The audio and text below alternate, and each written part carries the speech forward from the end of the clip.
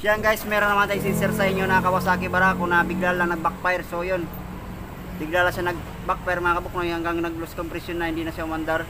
So inatak sa atin para ipagawa yung Barako. So i-share ko sa inyo mga kabuknoy yung naging problema sa kanyang Barako na bakit nag-backfire lang, hindi na siya umandar at saka nag-lose compression.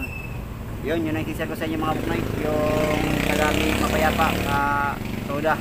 Shoutout sa mga taga Republic, sa mga Toda. Yun, alamin mo natin mga kabuknoy yung naging problema sa kanyang Barako. So Barako to pala ito mga kabuknoy.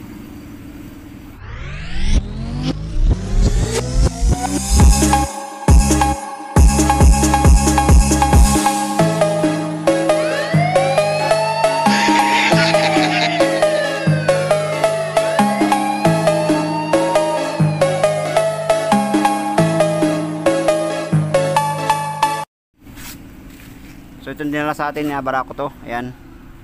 Napapansin mo medyo sariwa pa ito yung Barako to. So bigla lang bigla siya nag-backfire hanggang di na umandar. So trinay ko ay sipaan hanggang malambot na malambot na i-kick siya. Loose compression. Yun, alamin natin kung ano naging problema dito sa kanya Kawasaki Barako to na ayaw na umandar. So sipaan mo natin uli. Yun wala talaga siyang ang ka-power sa kanyang kickstarter.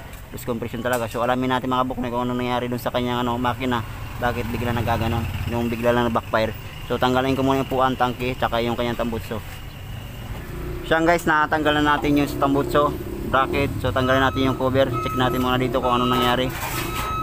Yun, so natanggal ko na yung tornilyo sa may sa may cover, sa may head cover mga kabuknoy. So tanggalin muna natin. Choing. So dito sa timing chain niya, goods pa naman, wala pa naman problema, masikip pa naman. So tanggalin natin yung cylinder head. So luwagan natin yung mga bolts sa may head, saka yung carburetor tanggalin rin natin yan. So guys, nakakalas ko na yung tornilyo sa may timing gear. Ayan, saka yung bolt niya dito naluwagan ko na rin, saka yung sa may tensioner niya naluwagan ko na rin. So tanggalin natin. So dito napansin ko dito sa may guide niya, putol na rin. Ayan, sa may chain guide. So tanggalin ko ng timing gear. Kaya mga kabuknoy, bali dito yung sa may timing gear sa may bandang taas na putol na rin. So tanggalin natin yung bolt para tanggalin natin yung sa may head, para ma-check natin kung bakit nangyari bigla na siya na backfire, hindi na siya mandar hanggang nag-loose compression na lang mga kabuknoy. So tanggalin ko muna yung bolt dito sa bandang head.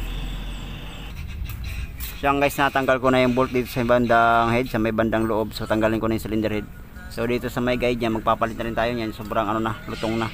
So 11 years na pala ito mga kabuknoy yung kanyang Barako to. Ayan. Siya guys, ito na yung sa may bandang cylinder niya, sa may piston niya. Ayan. Ayan. Kung napapansin nyo sa 11 years niya, ganyan kakapal yun yung carbon niya. So dito sa may kanyang guide, wala na rin, hindi natin nakita kung saan yung kaputol. Ayan. Andito na sa loob yung kaputol sa may sa may guide niya. So ito na yung piston niya, tsaka ito na yung kanyang cylinder head. Kaya napapansin mo dito mga kabuknoy, natin muna, i-timing muna natin. Siya guys, naayos ko na yun sa may camshaft niya. So inapat na natin yung sa may dito sa kanya intake. Mapapansin napakakapal na ng carbon plus aircon. Sobrang itim, pwede yung carbon ng may bandang piston, yun ang kumalang dun sa kanyang sa may kanyang balbula.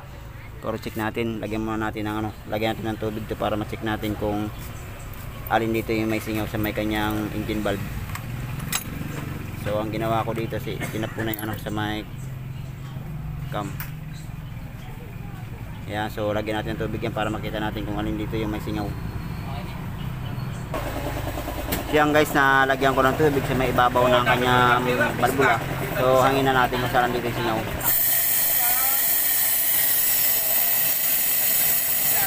So dito sa bandang intake niya, singaw na rin mga kabuknoy. So try natin may exhaust. So ibig sabihin yung may problema dito yung kanyang intake. Ayan lumalabas yung hangin. So pag wala namang hangin lumalabas, ibig sabihin weak yung kanyang engine valve. Once na ganyan na lumalabas yung hangin, ibig sabihin mayroon siyang nakalangan ng carbon or yung dumi sa kanya or balaktot.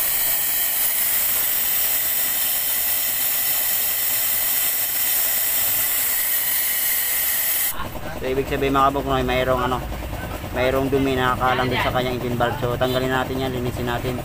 So pagdating naman dito sa kanyang piston, magpapalit na rin tayo na piston din kasi yun nga, sabi nga sa akin ng boss, mausok na rin kanyang barako. So kalasin ko muna yung pati black. Buti na napagod mo sa akin na piston brake. Sabay na. Yan guys, natanggal ko na yung sa may magneto banda. So tanggalin natin yung block.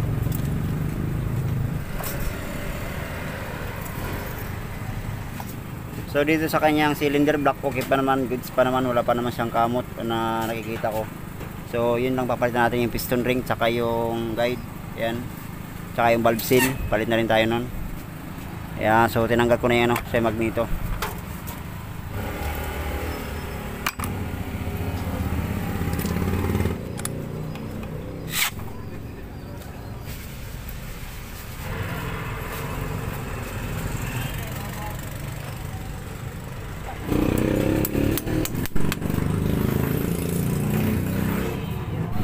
Yan guys, so na yung natin yung cylinder head. Ayan, so tinanggal ko na yung sa may valvula. Ayan, so na ito na yung engine valve nya. So igagaray na lang natin yan, linisin na lang natin. Tsaka yung sa kanyang piston, ayan na. So stock up na rin sa may iba ng oil ring. So papalit tayo ng piston ring, valve seal, tsaka yung guide. Palit na rin tayo. Ayan, so linisin na natin yan, tsaka igagaray na natin yung sa may valvula. Yun. So yan guys, ito na yung block natin, nalinis na natin. Ayan. So ito na ipapalit natin sa ating binaklas na Kawasaki Barako. Yung piston ring, so original pinalit natin. Saka yung dalawang guide. Ayan. Saka itong top gasket. Saka itong valve seal.